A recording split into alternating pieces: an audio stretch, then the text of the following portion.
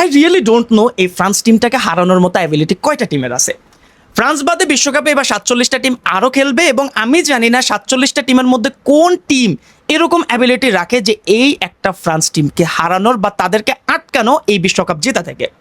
দেখেন ভাই, রিসেন্টলি আমাকে যতজনই জিজ্ঞেস করছে যে ভাই আপনার ওয়ার্ল্ড কাপের প্রেডিকশন কি, সেখানে আমি যদি টপ 3টা টিমকে প্রেডিক্ট করি সেখানে ফ্রান্স অবভিয়াসলি থাকতেছে। এবং থাকার পিছনে রিজনটা কি, সেটা হচ্ছে যে 26 জনের স্কোয়াড ঘোষণা করছে দিদিয়ের দেশাম, সেটা দেখলে আপনি বুঝে যাবেন। দিদিয়ের দেশাম নিজে বলছে যে আমি একটা ব্যালেন্স টিম ক্রিয়েট করার ট্রাই করছি এবং এটা ভিজিবল যে ফ্রান্সের যে 26 জনের স্কোয়াড আসছে এটা একটা star started balance team, not only star started but also একটা ব্যালেন্স টিম ক্রিয়েট করার ট্রাই করছে দিদিয়ের দেশাম। এবং আমার কাছে কাগজে কলমে এখন পর্যন্ত সেটা সাকসেসফুল হইতে আমি দেখতেছি।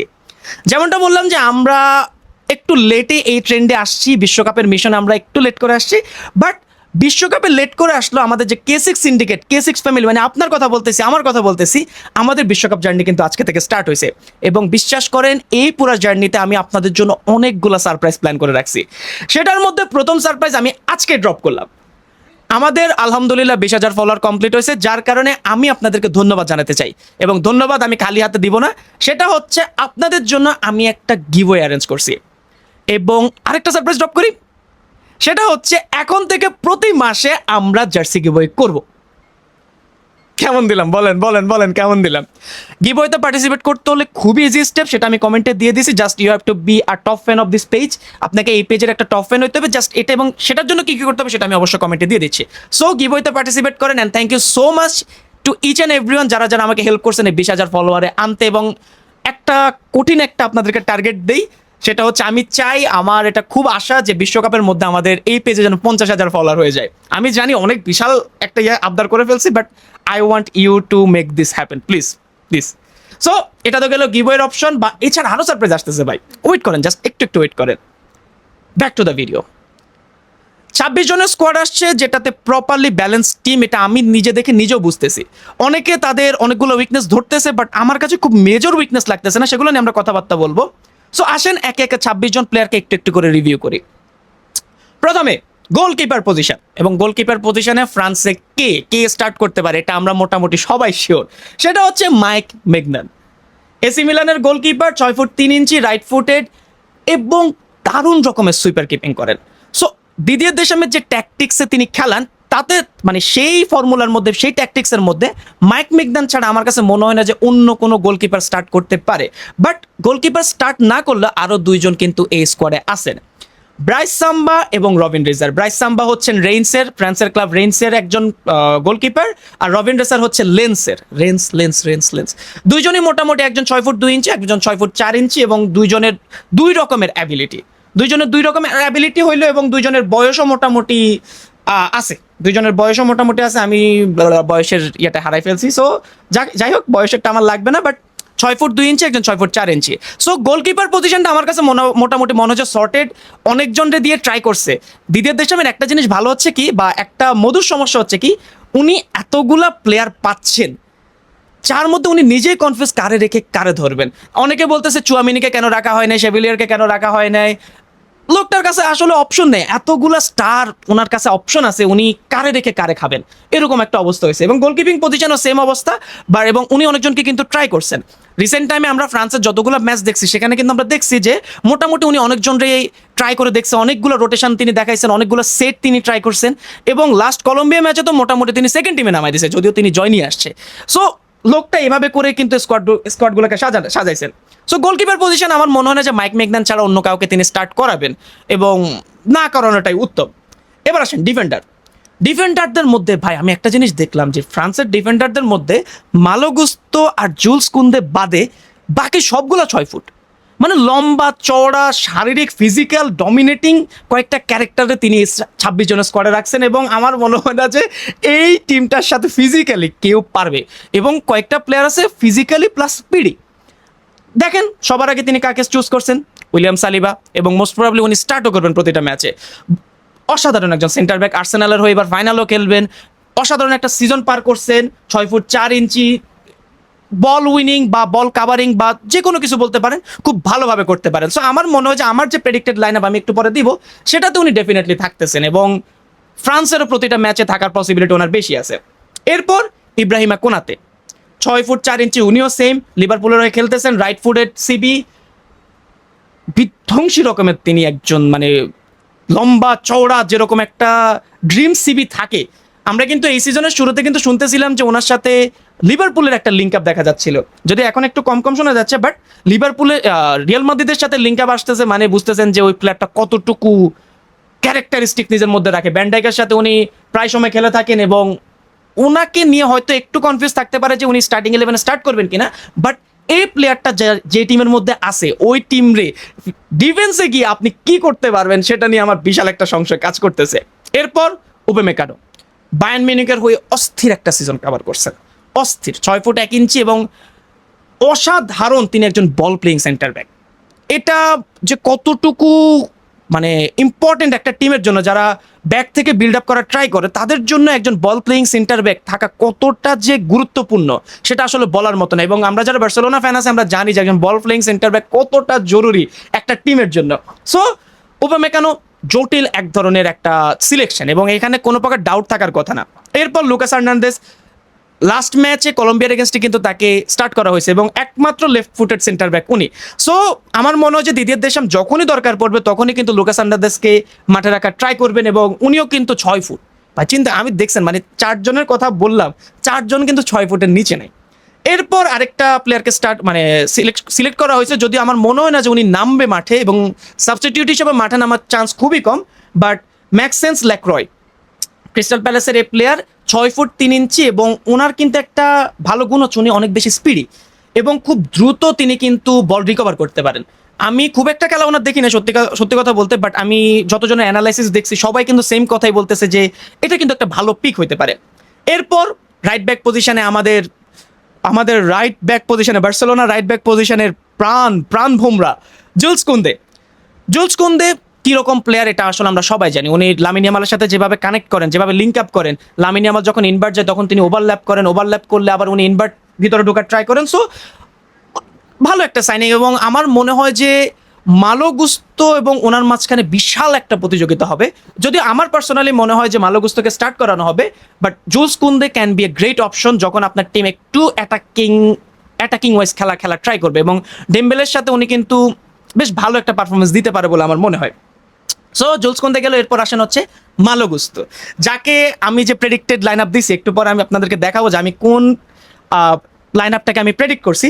সো সেই লাইন আপে মালো গুস্তো থাকতেছে এবং জটিল রকমের অ্যাটাকিং উইং ব্যাক, 5 ফুট 10 ইঞ্চি এবং আমি মনে হয় এই প্রথম জুলস কুন্দে 5 ফুট 11 আর মালো গুস্তো হচ্ছে সবচেয়ে ছোট 5 ফুট 10 ইঞ্চি। চেলসির হয়ে খেলতেছেন, রাইট ফুটেড, খুব সুন্দরভাবে খেলতে পারেন, অ্যাটাকিং উইং ব্যাক, একটু হাইলাইন গিয়ে খেললেও কোনো একটা সমস্যা হয় না, ওভারল্যাপ করলেও খুব একটা উনি প্যারা খান না।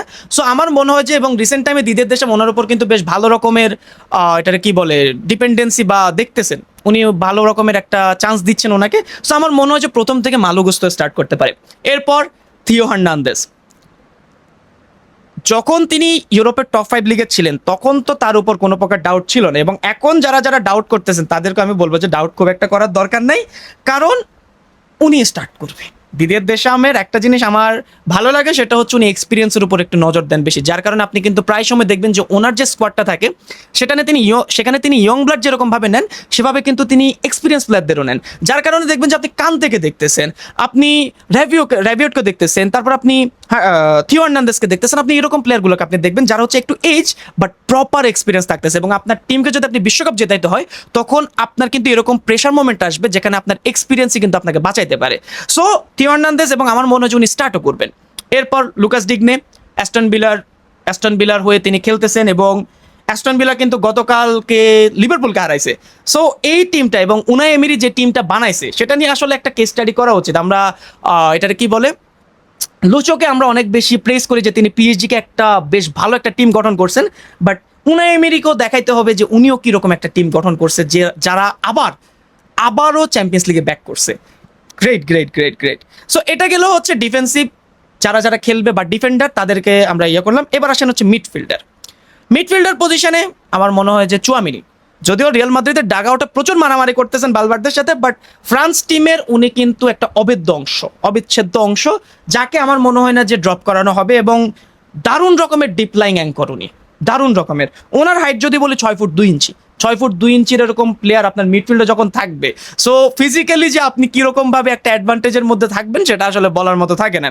সো আমার মনে হয় যে মিডফিল্ডে চুয়ামিনি ছাড়া উনি কাউকে স্টার্ট করাবেন বলে আমার মনে হয় না ওই জায়গাটাতে। কামাভিঙ্গা যেহেতু নাই, রিয়াল মাদ্রিদের হয়ে খেলবেন এবং চুয়ামিনি মাঠে নামতেছেন। এরপর অ্যানগোলো কান্তে কান্তে কান্তে থ্যাংক ইউ রোহি, এটা মনে পড়ে গেছে।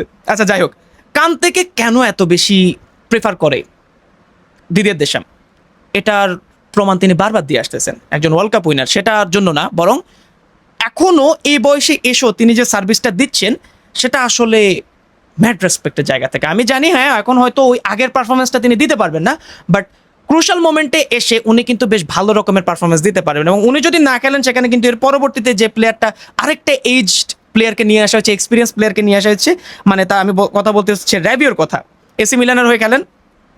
সো এই প্লেয়ারটাকে, এই দুইজনের মাঝখানে আমার মনে হয় যে একটা সোয়াপ হবে। বাট এই দুইটা প্লেয়ারকে রাখাটাও কিন্তু ফ্রান্সের একটা স্ট্র্যাটেজিক্যাল মুভি, যেটা আমার কাছে মনে হয় না যে খুব একটা বিফলে যাবে। প্রপার ভালো রকমের স্কোয়াড সিলেকশন হয়েছে, এটাতে নিয়ে কোনো প্রকার কোশ্চেন নাই। এরপর আসতেছে হচ্ছে মানুকোনে। দেখেন রোমার খেলা আমার খুব একটা দেখা হয় না, বাট শুনতেছি যে উনি বেশ ভালো রকমের ফুটবল খেলেন।